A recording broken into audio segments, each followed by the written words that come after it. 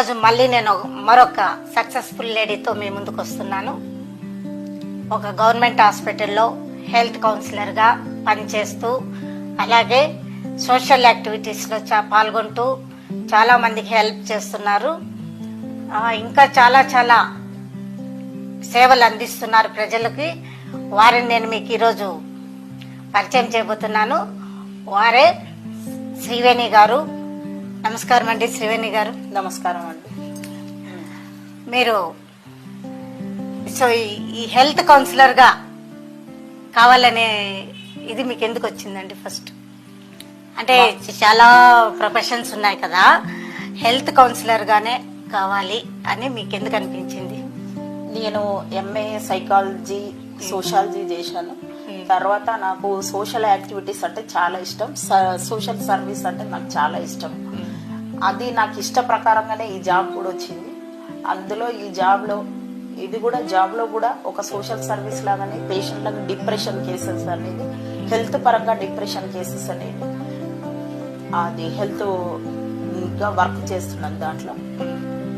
అలాగే చాలా మంది ఈ డిసీజ్ ఆ డిసీజ్ అంటుంటారు కాబట్టి వాళ్ళకు డిప్రెషన్ అనేది తీసేయడం పేషెంట్లకు. దాన్ని ఎంచుకొని నేను ఒక సమాజానికి ఏదో సేవ చేయాలన్న ఆతృతతో నేను ఒక సోషల్ యాక్టివిటీస్ అని గత 12 ఇయర్స్లో నేను 12 ఇయర్స్ నుంచి ఒక రన్ చేస్తున్నాను. ఇక్కడ హాస్పిటల్లో హెల్త్ కౌన్సిలర్, అలాగే పర్సనల్గా కూడా నేను ఇది ఏం చేశానంటే, ఇప్పుడు ఈ మధ్యలో చాలా మందికి హాస్పిటల్స్ కన్నా డిప్రెషన్ కేసెస్ క్లినిక్స్ అనేవి చాలా ఎక్కువైపోయాయి. ఎందుకంటే ప్రతి ఒక్క మనిషికి ఫస్ట్ వచ్చేది ఈ నడుస్తున్న ఈ టెక్నాలజీ సమాజంలో ప్రతి ఒక్క మనిషికి ఫస్ట్ డిప్రెషన్, టెన్షన్. ఈ టెన్షన్ తోటే బీపీ, షుగర్లు ఇది స్టార్ట్ అవుతున్నాయి. అందుకే ఈ బిజీ లైఫ్ లో చాలా మంది డిప్రెషన్ లోకి వెళ్తున్నారు. దీన్ని నేను పర్సనల్ గా బేస్ చేసుకొని చాలా కేసులు డీల్ చేశాను.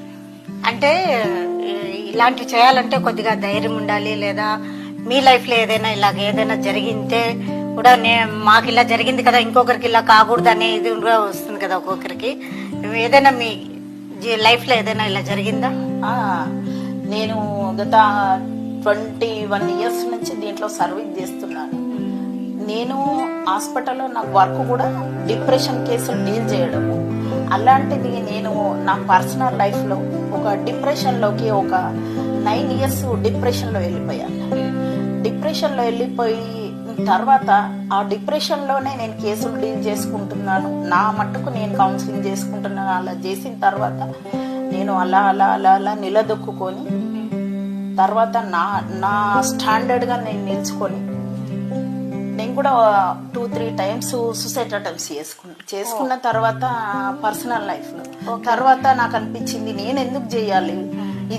నాలాంటి వాళ్ళని ఎంతో నాకున్న సబ్జెక్ట్ ప్రకారం ఇది కూడా సోషల్ యాక్టివిటీస్ కి నేను ఎందుకు వాడుకోవద్దని చెప్పేసి మెయిన్ గా నేను దీన్ని పర్సనల్ గా wife and husband, love affairs, ఎలాంటి ఫైనాన్షియల్, మొన్న కరోనా డిప్రెషన్ కేసెస్, కరోనా అయితే చాలా డిప్రెషన్ కేసెస్, అలాగే చైల్డ్ కౌన్సిలింగ్ అని చాలా ఒక వైఫ్ అండ్ హస్బెండ్ అయితే చాలా ఒక 200-300లో నేను ఒక 70 to 73 వరకు డీల్ చేశాను. అలాగే లవ్ అఫైర్స్ కానీ ఈ కరోనా అయితే 40-50 ఓన్లీ ఫోన్ కౌన్సిలింగ్ తోటి, అది నా ఓన్లీ పర్సనల్ గా అలా ఎక్స్పీరియన్స్ వెళ్ళిన తర్వాత కూడా నాకు ఇంకోటి ఏంటంటే, ఈ సోషల్ సర్వీస్ లో మెయిన్ గా ఆర్ఫన్స్, ఓల్డ్ ఏజ్ హోమ్, నా every birthday orphans old age home లోనే నేను చేసుకుంటాను.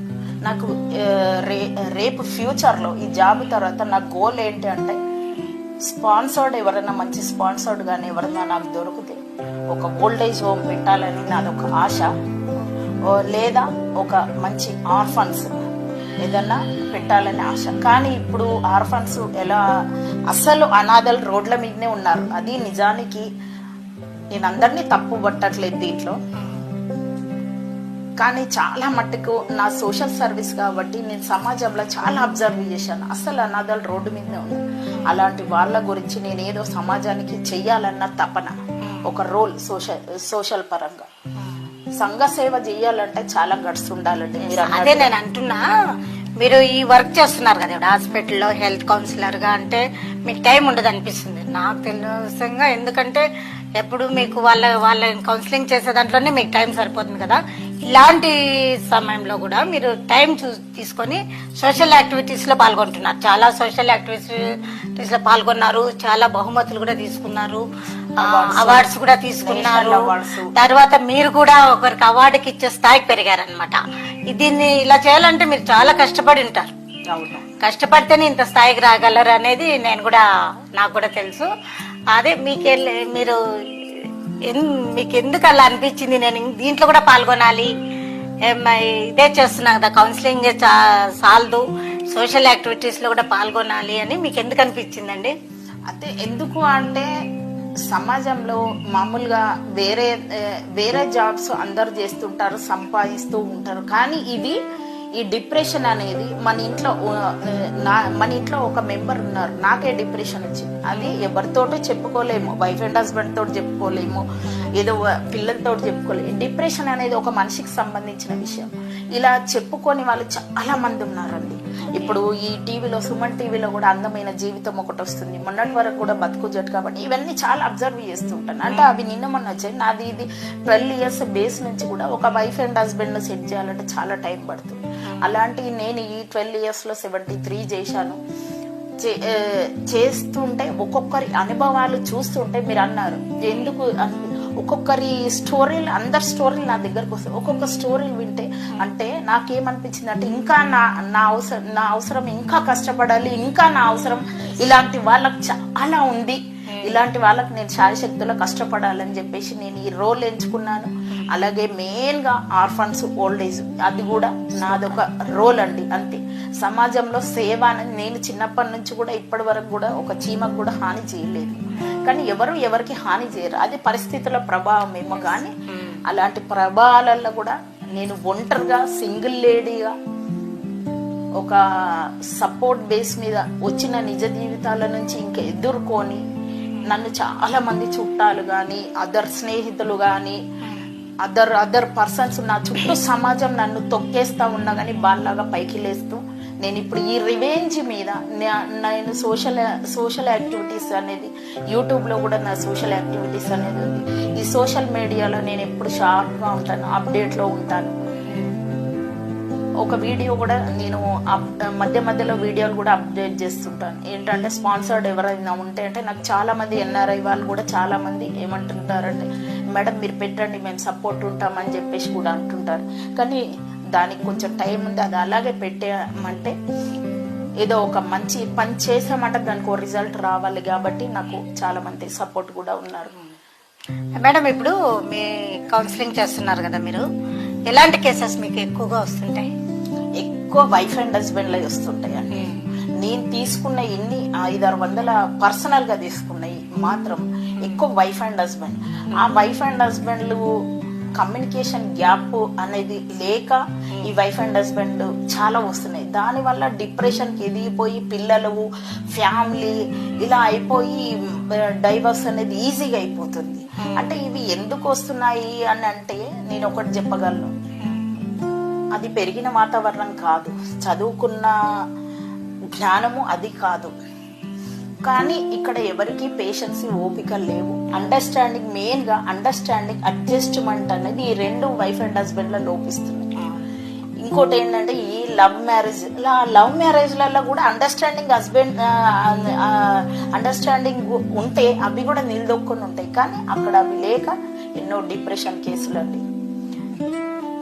చాలా అంటే కొన్ని సూసైడ్ అటెంప్ట్స్ కూడా నా దగ్గర వచ్చినాయి కాకుండా కూడా చాలా అయ్యాయి. అలా వింటుంటే ఇంకా నేను చాలా మంది వెతుక్కొని ఇంకా వాళ్ళకి చేసే అవసరం నాకు ఉందేమో అని చెప్పేసి నాకు దీని మీద నాకు ఇష్టమైన సబ్జెక్టు, ఇష్టమైన జాబు, ఇష్టమైన కాన్సెప్ట్ ఎత్తుక్కోను. దట్ ఈస్ అక్కడ నాకు ఒక సంతృప్తి, తృప్తి అంతే. దట్ ఈస్ కాన్సెప్ట్ కూడా అన్ని అనుకున్నట్టుగానే దానికి భగవంతుడు కూడా నాకు బ్లెస్. ఎప్పుడైనా కానీ మనకి ఇష్టమైన పని చేస్తేనే మనకు కూడా తృప్తిగా ఉంటుంది అనమాట. అది మీ లక్, మీరు అనుకున్న పనే మీకు దొరికిందనమాట. ఏదైనా ఇష్టమైన పనిలో మనం నిమగ్నమైనాం అనుకోండి, అది కంపల్సరిగా సక్సెస్ అవుతాం. ఎందుకంటే ఇష్టంతో చేస్తాం కాబట్టి అది కంపల్సరిగా సక్సెస్ అవుతాము. నాకు కూడా గాడ్ బ్లెస్సింగ్స్ అయితే కంపల్సరీగా ఉన్నాయి. గాడ్ బ్లెస్సింగ్స్ లేని ఏం లేదని నేను అనుకుంటా. అంటే అందరిది నాకు సంబంధం లేదు, కానీ అది నా లోపల నాకు వచ్చిన నా లోపల ఉన్న వైబ్రేషన్ అంతా గాడిదే. నేను అలాగే ఒక 3 years కూడా నేను ఈ డిప్రెషన్లో ఉన్నప్పుడు అండి ఒక మాట చెప్పాలనుకుంటున్నా. డిప్రెషన్లో ఉన్నప్పుడు కూడా నేను బ్రహ్మకుమారి 3 years వెళ్ళాను. అప్పుడు కూడా మెడిటేషన్ ఇలాంటివి చాలా చేశాను. అంటే ఇప్పుడు నా దగ్గరికి చాలా మంది స్టోరీలు వచ్చినప్పుడు నేను మైండ్ అనేది కూల్గా పెట్టుకోవాలి. అయితే ఇప్పుడు నీ ప్రాబ్లం ఒకటండి సుశీల గారు, మీకు ఒక ప్రాబ్లం ఉంది, మీరు చాలా టెన్షన్ పడతారు. మీ ప్రాబ్లం మీరే సంజాయించుకోలేకపోతే నా దగ్గరకు వచ్చిన అందరి ప్రాబ్లమ్స్ నేను మైండ్లో పెట్టుకోవాలి. ఎవరి లిస్ట్ వాళ్ళకి ఆన్సర్లు చెప్తూ ఉండాలి. అలాంటప్పుడు నేను ఫస్ట్ మైండ్ సెట్ చేసుకుని ఉండాలి. నాది ఒక్కటే బేస్. వచ్చిన డిప్రెషన్ కేసును మైండ్ సెట్ చేస్తే ఆటోమేటిక్గా లైఫ్ సెట్ అయింది.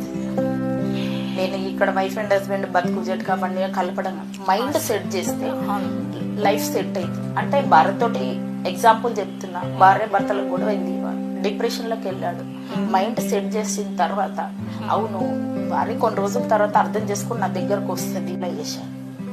అంటే ఇప్పుడు నా దగ్గరికి చాలా మంది స్టోరీలు వచ్చినప్పుడు నేను మైండ్ అనేది కూల్గా పెట్టుకోవాలి. అయితే ఇప్పుడు నీ ప్రాబ్లం ఒకటండి సుశీల గారు, మీకు ఒక ప్రాబ్లం ఉంది, మీరు చాలా టెన్షన్ పడతారు. మీ ప్రాబ్లం మీరే సంజాయించుకోలేకపోతే నా దగ్గరకు వచ్చిన అందరి ప్రాబ్లమ్స్ నేను మైండ్లో పెట్టుకోవాలి. ఎవరి లిస్ట్ వాళ్ళకి ఆన్సర్లు చెప్తూ ఉండాలి. అలాంటప్పుడు నేను ఫస్ట్ మైండ్ సెట్ చేసుకుని ఉండాలి.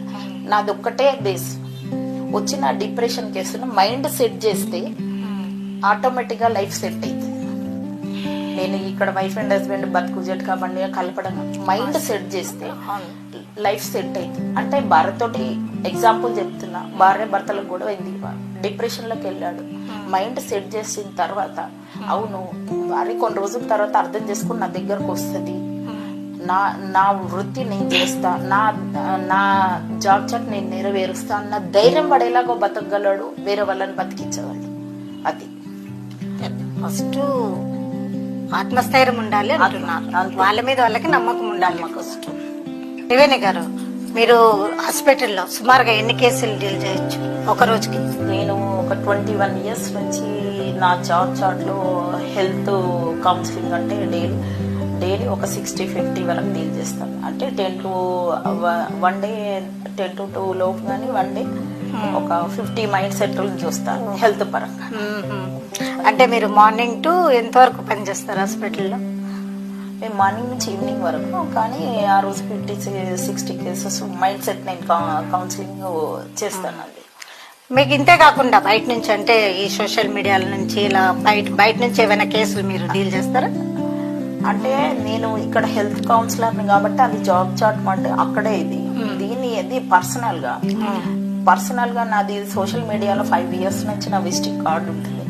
ఫేస్బుక్ లో కానీ నాది యూట్యూబ్ దాంట్లో కానీ అలా ఉంటుంది కార్డు.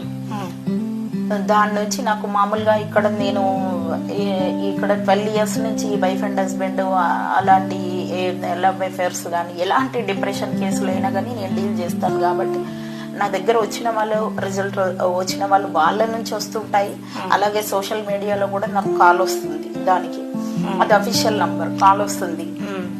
ఇలాంటి కేసెస్ లో మీకు ఏదైనా క్రిటికల్ కేసెస్ తగిలాయండి? మీరు ఎలా దాన్ని డీల్ చేశారు?